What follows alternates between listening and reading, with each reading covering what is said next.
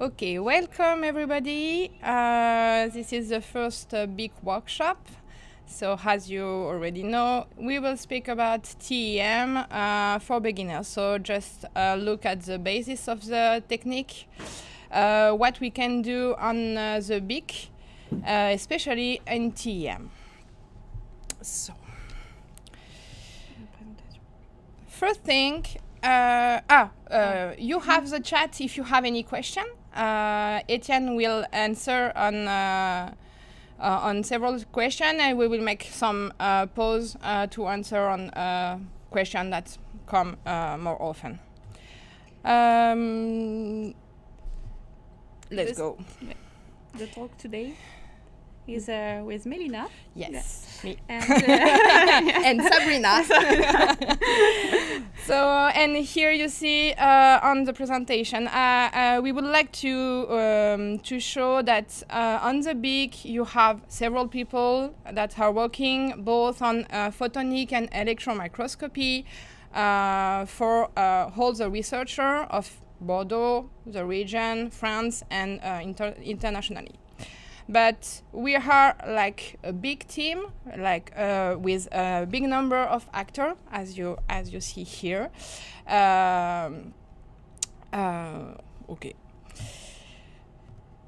There is also a big number of devices from a microscope to a device using for sample preparation. So it just to have a look, but we can propose a lot of different approaches that we will describe just after, but it's just to show you that we have material. So to begin, first thing, when we speak about electron microscopy, we speak about resolution. As you see on the picture, and as you maybe already know, from the eyes to the electron microscopy, there is a big scale. In between, you can observe some specimen with light microscopy and super res microscopy, but if you want to go for higher resolution, you need to use electron microscopy. So we can go with some kind of microscope in electron microscopy until the angstrom resolution. What is EM? Simply, EM use a beam of electron because of a short wavelength that give a big resolution to illuminate a specimen. The beam on the specimen will give different interaction that will give different kind of observation. But today we will just treat like the transmitted beam, so the beam that will go through the sample, and in maybe later we will speak about the other one. So, in parallel of the light microscopy, EM will not give live imaging, but high resolution, and it will allow you to make analysis of the morphology, like ultrastructural or surface analysis. You can also localize some protein at the ultrastructural scale. And you can also make some analysis of the chemical composition of your sample. And you can do 2D or 3D observation. EM is a big family of technique. So you can have like different kind of microscope that will give different kind of analysis. So you can have transmission electron microscope, scanning electron microscope that are the most common one, but after you have cryo-electron, etc. We can have different kind of sample prep too, with different kind of application. We will describe a large part of them just after, so chemical fixation, cryo preparation, immunolabelling, etc. And you can also have different kind of observation, different mode of observation, so 2D, 3D, diffraction, topography for the ACM, etc. So it's a real big diversity of technique, so different applications are possible. So today we are here to make a big focus on the TEM. So we will just speak about what can be done in TEM on the BIC. First, what is TEM? So short information. So we use, as I already said, a beam of electron that will be transmitted through a specimen to form an image. So the specimen will be an ultra-thin section or a suspension on a grid, and the image will be formed by interaction between the electron and the sample. Just to know, EM is not just for biological sample. It can be used in different family of science, like in physics, in chemistry, and biology, of course, and can find application in cancer research, virology, material science, and a lot of different things. Before speaking about sample prep, we need to show you how work a microscope to understand after why we need to prepare the sample. So a TEM microscope is something that works under high voltage. So you can have different high voltage, begin from 80 kilovolts until 200, 300 and more.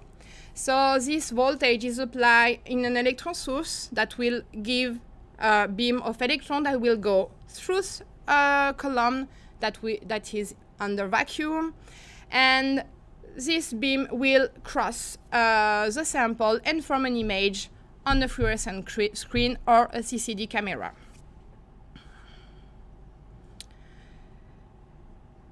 So,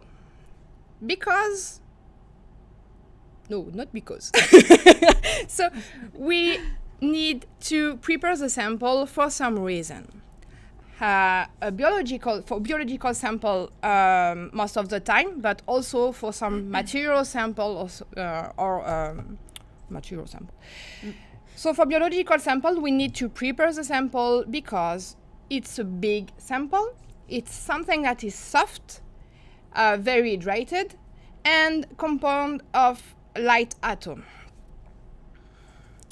But we will observe it with the TEM. So with the TEM, we need something that is thin, resistant, because we will apply a beam of electron that will go through, so with a high voltage, and that maybe will burn it. So that's why we need also something that is anhydrous. And we need something that is dense to electron, because we need interaction with the beam to create an image. So that's why we need a sample preparation. Is there any question for now? Etienne? No? Ok. Il n'y aurait pas de question? No, any question? Okay. So, now we will present you the different sample prep that we can do on the BIC to do TEM.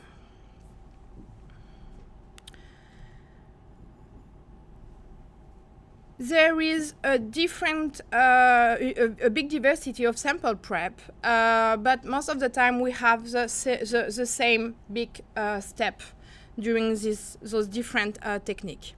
First one will be the fixation. So as in light microscopy, you need to immobilize your sample to fix it.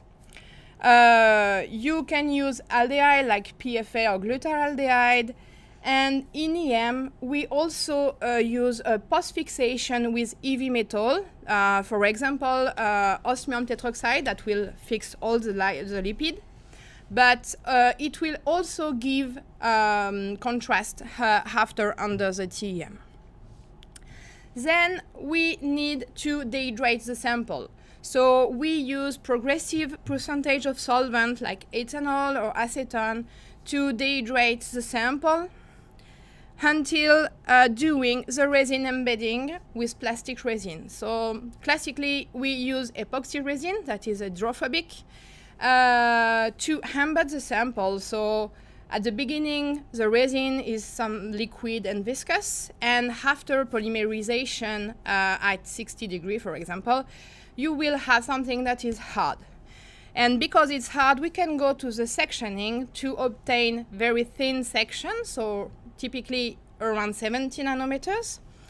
and we will obtain those sections with a diamond knife. And at the end, you can add some heavy metal contrast to increase the contrast under the TEM and to increase the resolution of your image. So after the high contrast, you can go to the TEM. So now we have done a very short short video just to show you the different steps very fast of the sample prep and the sectioning.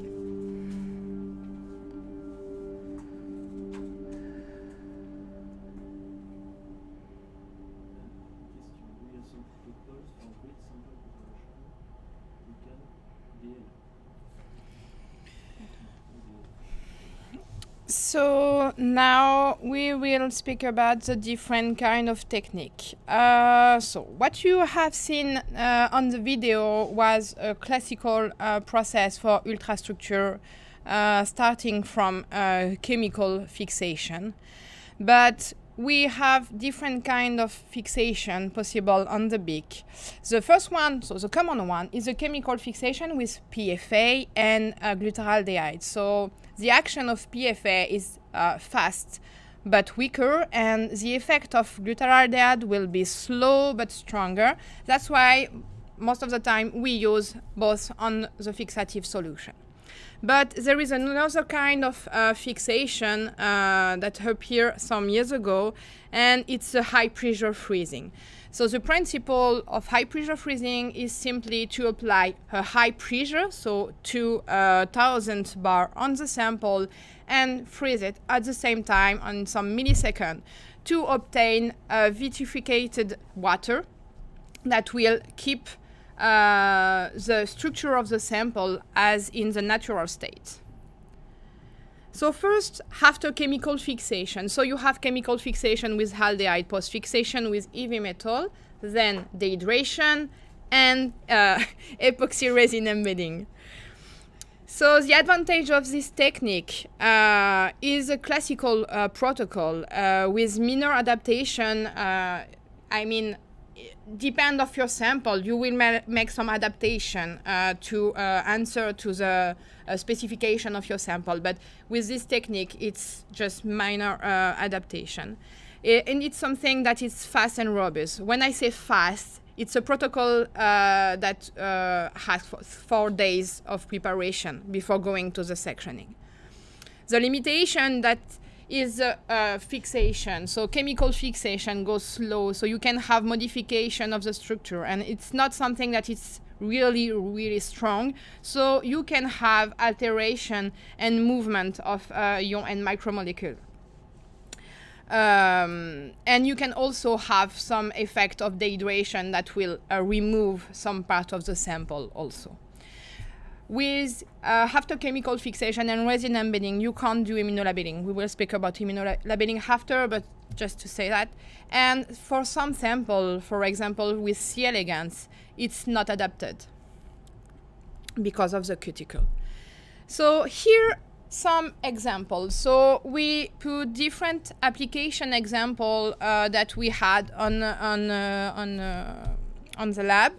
So the first one was to characterize a nasal epithelium after reconstruction surgery. So there is some medical application here. The second one is cells that have been cultured with nanoparticle, and the researcher would like to see the effect of those nanoparticles on the cells. And the third one was an application with a Nococcus. Mais non, j'ai mis une erreur. So it's a yeast. It's not a Nococcus honey. It's a yeast, and they would like to know the effect of chitosan on the wall of the yeast. C'est ce matin. So you can also have ultrastructure after HPF, as I said.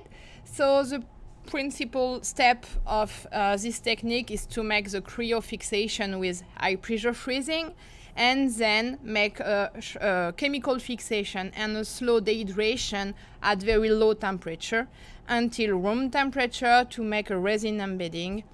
So the advantage is really the conservation of the natural structure of the sample with any loss of the material when you have a very good high pressure freezing, and you will keep all the soluble molecule, and it's also allowed to immobilize some short event at the moment you would like to see it. The limitation is that it's not really adapted for highly hydrated sample, or quite difficult. It's a very long process, so it can go from 7 days to 2 weeks, so really long before going to the sectioning and observe it. And it's something that it's quite sensitive to atmospheric conditions, especially in Bordeaux with high hydrated ambient air. For application, we put some different examples. So the first one here is analysis of, so it's in brain, mouse brain. They would like to see the different the difference between normal and pathological condition in the extracellular space. So that's why we need HPF. It's to be sure that there is no movement during the fixation to have a good comparison between the two conditions.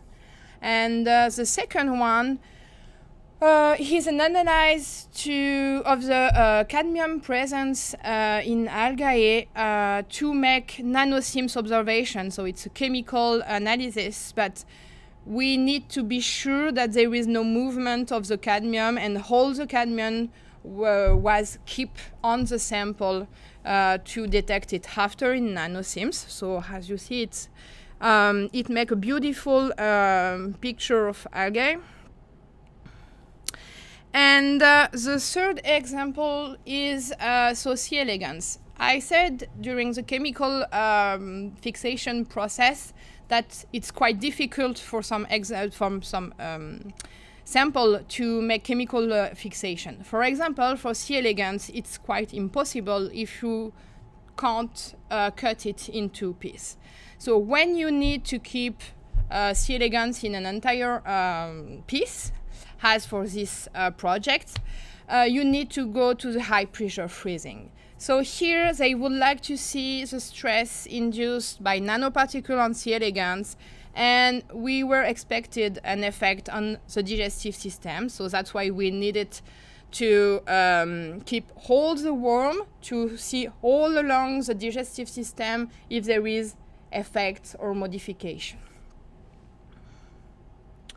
So at the end for ultrastructure part. It's a resume, okay? So now we will speak for immunolabelling. So there is different kind of immunolabelling approach. The oldest one is the pre-embedding. So pre-embedding is a technique where you will do the immunolabelling before doing the embedding of the sample to go to the microscope. So you do chemical fixation. After you will do an immunolabelling as you can do for light microscopy, but the secondary antibody will be linked to a little gold particle that will be enhanced by silver after to be seen under the microscope. And then you will go to the post-fixation with heavy metal, dehydration, and resin embedding. So this technique avoids artifact of fixation because you can do something that is quite strong, and improves the ultrastructure because you can add some heavy metal that can't be added with the other kind of technique in immunolabelling, and is the best labeling for a membranous system. The limitation is that if you are on tissue, like slices of brain, for example, you have a limited penetration in the sample of the antibody. So you will just label the thin layer in both parts of the slices. To help to penetrate the antibody inside the samples or inside cells, you have to use permeabilization that will affect the structure a little bit of the sample. And once you have done a third limitation is that when you have done your preparation, you can't go back. So you have your label. If it's bad, you have to do it again from the first step. And double labeling is quite difficult. So here we show different kind of application, but in fact it's different kind of pre-embedding. So the first one is a classical one with a gold enhancement with silver. So it's localization of the selenoprotein in brain of camel. The second one is, as you know, in light microscopy, the coupled perox and DAB. And so that give a diffuse label inside the cell for this protein.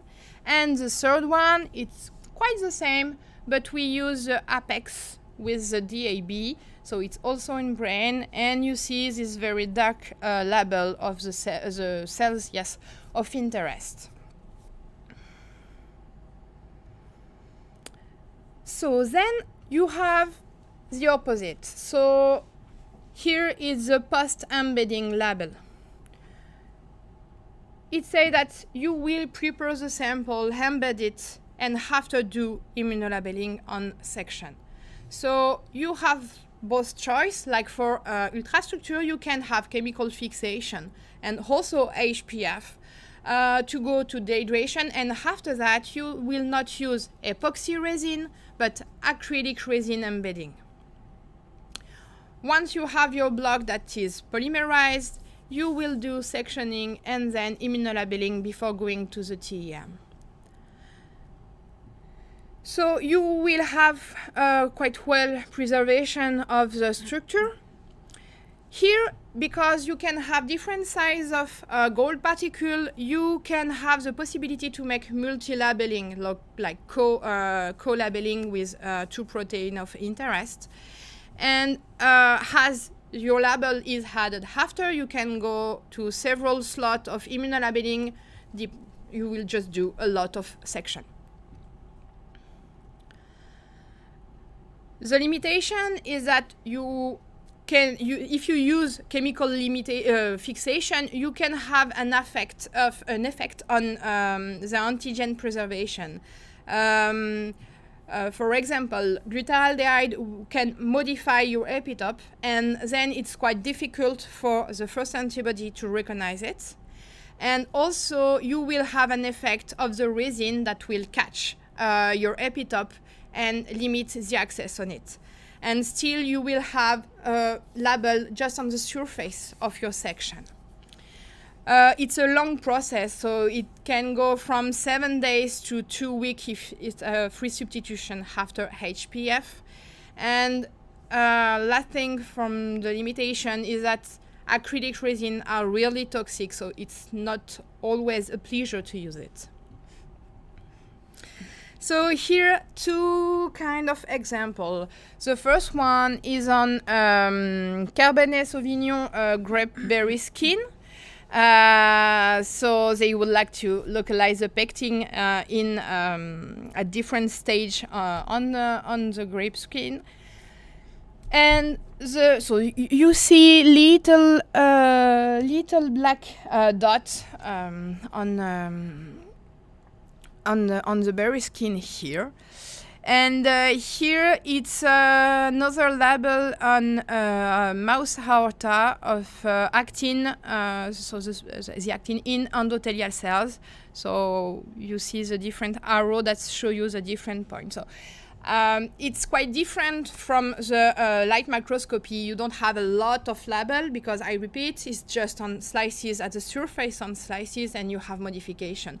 But here, when in one picture you have this kind of label, it's quite good. And the last immunolabelling technique is the Tokuyasu technique. So it's quite different from the other one. It's an whole technique. In fact, it's my favorite one. And it's starting from chemical fixation. After that, you had some cryoprotection, and you freeze it in liquid nitrogen. After that, you go to make cryosectioning that you will take at room temperature after, and do immunolabelling on it. It's a very sensitive method. It's a very sensitive method because you don't have any effect of resin embedding, and the topology of the section, because it's hydrated, help to access to antigen. You keep your protein in an aqueous environment, so it helps also. And after, you don't have any solvent or resin, so you don't have a lot of movement and artifact. It will give an excellent definition of cellular membranous system, so you see very well hold the membrane. And as for the precedent one, you can do multiple label with different size of gold particle. And it's quite a fast method because it can ask just like 2 or 3 days before observing the immunolabelling under the TEM. The limitation is, of course, the chemical fixation for the same reason. You can lose soluble protein and have some artifact and modification of the structure. There are some samples that are not adapted to cryosectioning, like, for example, the grape skin. It's quite difficult because of the density, and it needs special cryosectioning expertise to do it. So here, 2 examples. The first one was a label of cortactin in a mouse liver. And the second one was the localization of the APP protein in amyloid plaque. In fact, in this case, we use a DAB labeling to identify the plaque in the brain. I target the plaque during my sectioning, and after we do the APP localization for immunolabelling. Okay, so it's the end for me for this first part. If you have any question, that's fine for now. So, Sabrina. Attends, je vais juste... Ouais. Prends le masque. Ouais.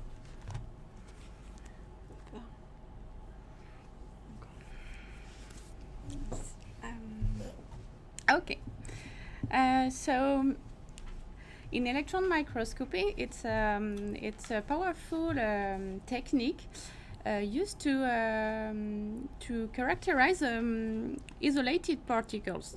And to do that, we could use the negative staining technique, which allows to characterize the morphology by a direct observation of some isolated particles such as bacteria, viruses, liposome, and more.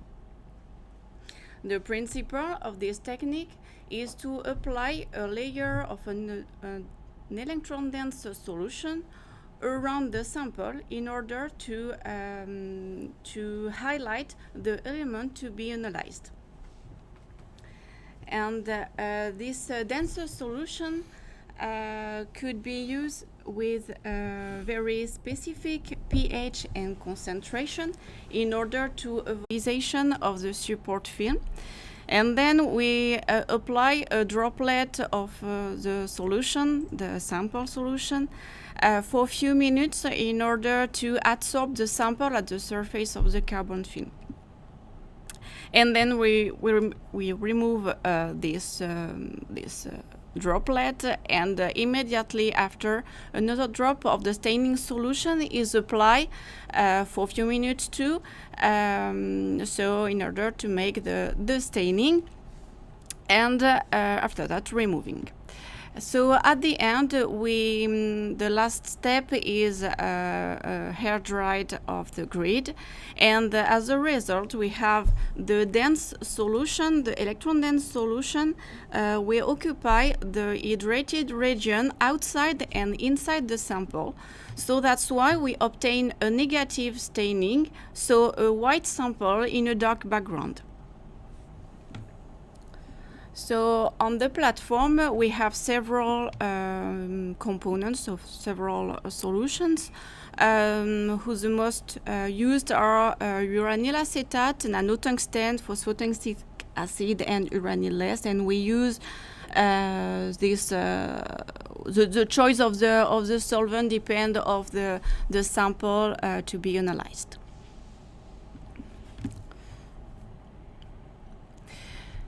So this technique is a useful and very fast technique, so a few minutes for the preparation and some hours for the observation. So we could obtain in 3 hours maximum, you could have some picture of the sample. We use a very low volume of the sample, but of course it depends on the concentration of the sample. We could, if you have very low concentration of the sample, we can repeat the deposit on the grid to stick a lot of sample on the grid. And so generally we use 5-10 microliters on each deposit, but it's an adaptation for during the process, and it's a technique with a very low cost. The principal limitation of this technique is the drying. So you imagine with the drying you could have some deformation of the shape of the sample. So during the observation you could take this information for your analyze. You could have a lot of artifact due to the staining and due to deposit. And as you understand, it's just a footprint of the sample. And as we apply a solution around the sample, we are limited by the resolution at the end. And this technique doesn't work with some solvent suspension, because you have some artifact during the preparation due to the non-hydrophilization of the support sample or support film.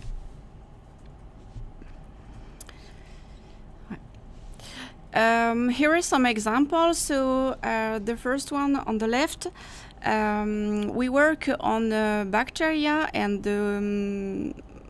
the aim of the project was to characterize a new species of Helicobacter. And the negative staining allows us to characterize the size and shape of the bacteria, of course, but this technique allows us to reveal an helicoidal structure inside the bacteria with a lot of flagella at the top of the Helicobacter. On the second example, we work with nanoformulation based on original nucleolipids. So the negative staining was used to characterize this nucleolipid and to validate the process of synthesis of this element. Now I'm going to speak about three techniques of observation. So the chemical analysis, the diffraction, and the tomography in electron microscopy.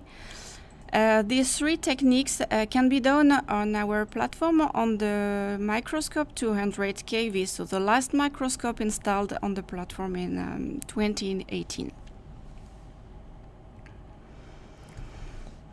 So the chemical analysis is a technique used to determine the elementary composition of a sample. And on the platform, we use the energy dispersive X-ray analysis, so EDX, named EGALI, EDS, EDXS, or XEDS. This is the same. This technique can be associated with scanning electron microscopy, so transmission electron microscopy, and scanning and transmission electron microscopy, in order to determine the elementary composition of an individual point, or to map out the distribution of element on a sample, so on a picture, on an image area. Yeah. And this technique of EDX, yes, it's an analytical technique based on the fundamental principle that during the interaction, so electron-matter interaction, each element, following his unique atomic structure, give an emission of specific X-ray photon with the same energy, given same peak on the electromagnetic emission spectrum. For the preparation of sample,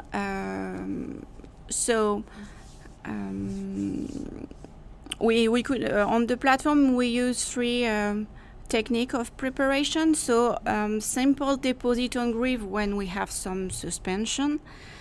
We could make some section or cryo section when we have some material sample.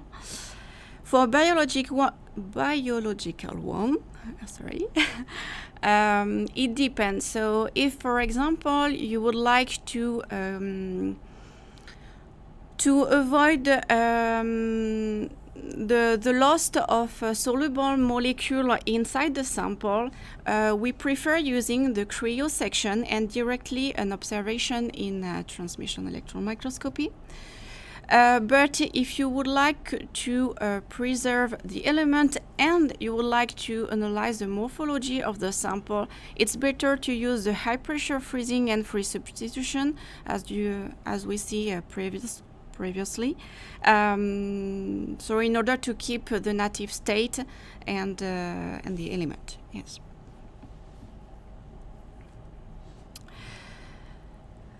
So the EDX technique, it's is a quick technique, of course. Yes, we could have rapidly. Easily, yes. First look of our sample in the distribution of the different element, and on some sample, but it depends of some condition like flat, polished, and homogeneous. We could have a quantitative analysis. But we need to have some sample with which must be vacuum compatible. So some wet organic materials are not adapted for this technique. When you associate the EDX analysis to a TEM or STEM observation, is very costly and time consuming, and for the analysis of your recorded data you need to have a lot of experience, because when you make an EDX analysis you have a lot of artifacts due to the grid, the system as the detector, etc. So for example, on a spectrum you could have some copper element, some zirconium element due to the detector. During the process of preparation of sample, you use a lot of components like osmium, like uranyl acetate,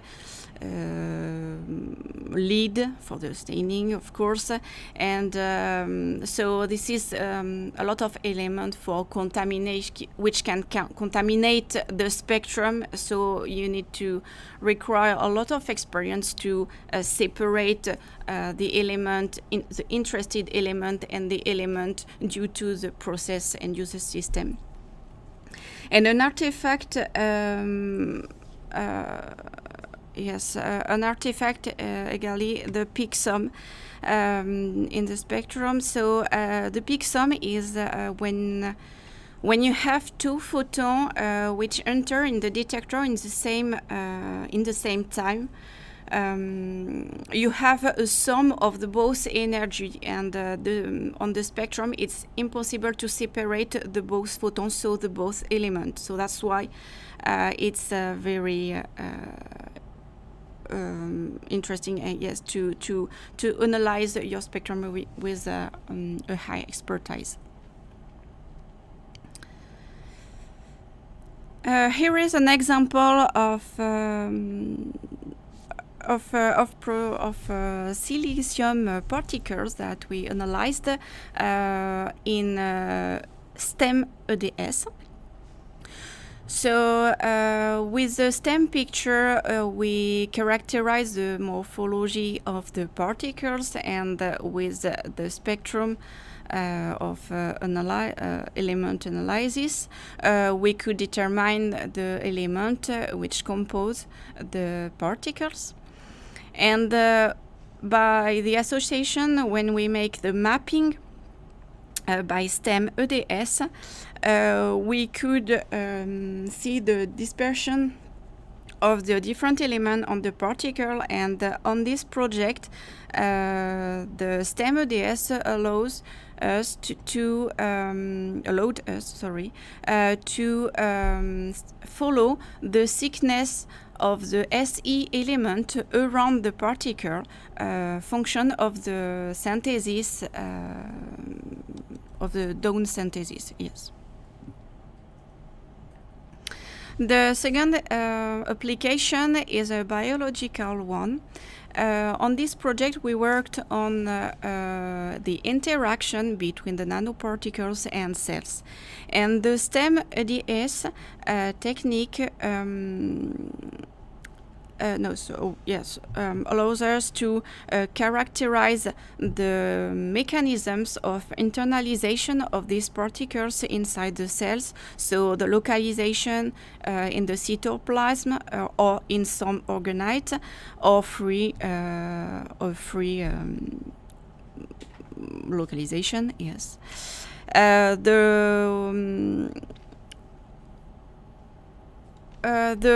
We could see the reaction of the cells to this internalization of these particles, and on the spectrum we characterize the element of these particles and the mapping, yes, the characterization of the dispersion of this element, the size and the shape of the particles. So it's a complete analysis of the nanoparticles and the biological sample. Now I'm going to speak about an electronic diffraction. So electronic diffraction is a technique generally used in physics and chemistry fields in order to study a crystalline structure. For this technique, the principle is to use the scattered electron given a diffraction pattern. And we obtain a pattern which can associate to the TEM picture. So the diffraction is a barcode of the material, allows to analyze the symmetry of a crystal and the dimension of its basic bricks. So for the preparation, if we have some suspension, a simple deposit on grid is enough. For massive sample, mechanical abrasion or ion slicer technique could be done. So on the platform we don't have this type of technique, so generally users come with their sample well prepared. But on the platform we make an embedding and the sectioning at room temperature or cryosection. Yeah. We obtain, with the electron diffraction technique, we obtain a nanometric study of a sample of a crystal. And the principal advantage of this technique is to associate the pattern, the diffraction pattern, to a high resolution image in TEM. And we can associate this technique with several range of technique like dark figure analysis and STEM EDS analysis. But the principal limitation is due to the thickness of the sample. As Melina told you, we worked with a very thin sample in order that the electron pass through the material. So we need to make some section around 70 nanometer, yes. And this technique is not adapted with sensitive and magnetic sample. We have a lot of artifact. So here is an example where we characterize the gold nanorods. We combine the three techniques, so the HRTEM, the electronic diffraction, and the dark field analysis. So on the HRTEM picture, we analyze the morphology, of course, of the gold nanorods, and I don't know if you see correctly, but we can see the different atomic plan. Here we have some layer here. This is the atomic plan of the structure. With the association with the electron diffraction technique, we obtain this type of pattern which reveal a crystalline structure of the sample. And to analyze, to make a complete analysis of the nanorods, we associate the dark field analysis, and for that we apply an objective aperture, for example, on a highlight spot on the pattern of diffraction, and on the dark field picture we obtain some highlight area, and this highlight corresponds to this spot on the diffraction pattern. So if you make this technique on the different dot here on the diffracted pattern, you could obtain a complete analysis of the crystalline structure of the sample.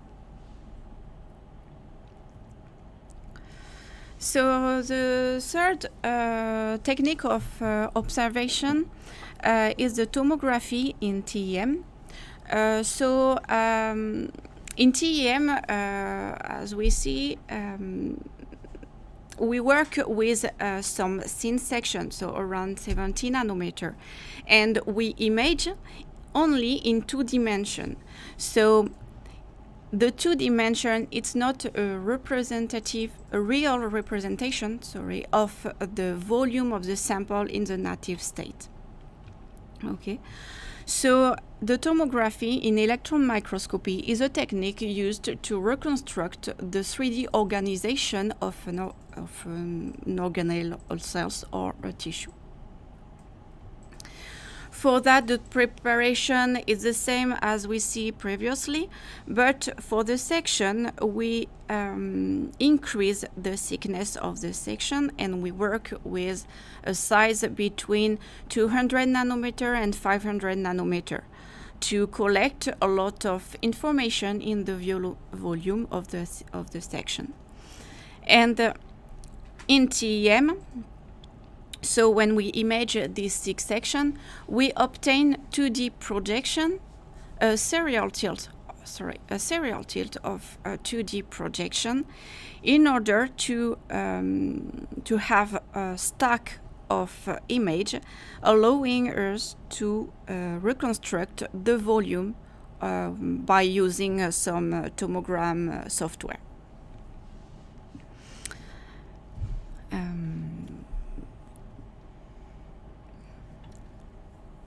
So at the end, we obtain, of course, a 3D organization with the high resolution, because you use TEM, and the preparation of sample is more simple. So you don't have to make some adaptation. But of course, the principal limitation is due to the thickness and to the surface of the sample. And the big limitation is the time spent to analyze the data of this type. Yes, of this type of technique. So it's very time consuming. We need to have a lot of expertise and some good computers too, of course. But yes, it's a real problem. It's a job to analyze correctly and to make the image analysis post treatment. So here is some example on Arabidopsis plant. So here. Oh yes, here is transgolgi network morphology. So on the left part of the slide, we have the Z stack of image, and here we have the reconstruction and segmentation of this network. So I keep a little time, yes.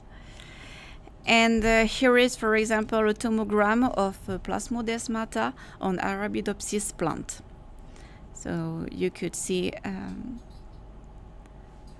the different picture into this. So this is a Z stack of the different picture. We have a lot of high resolution in this tomogram. It's a good result.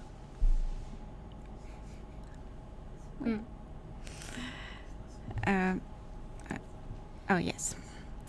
Now some words on the image analysis. So just to finish with Melina. So we would like just to say some little word about image analysis. So as Sabrina already said, so it's a big deal with 3D analysis that we can do with TEM, but also with SEM. But it's a real tools to make some data analysis in 2D too. Like you can do some statistics of size, thickness, and distribution. Help with program Fiji or Imagi. And of course the help of Fabrice Cordelier that can do a lot of different things and help a lot. But yeah, you can do some image analysis in EM too, and sometimes it's not in mind. So we would like to say a word about that. So it's finished for today. What after that? So how doors are still open. So the electron microscopy is in 2 places in Bordeaux.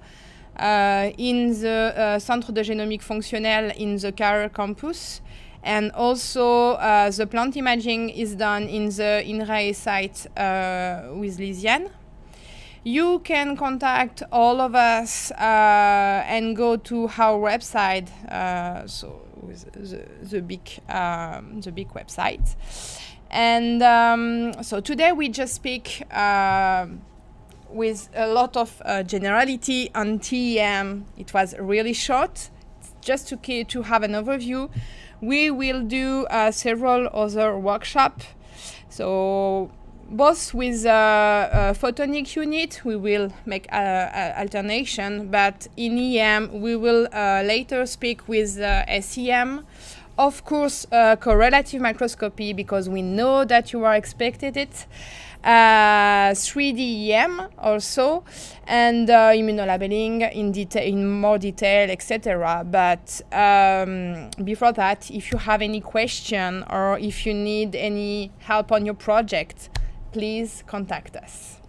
Last words is just to thank everybody, and especially our team, Fabrice, Magali, Etienne, and Isabelle, to their help to produce this first workshop. Thank you. Thank you.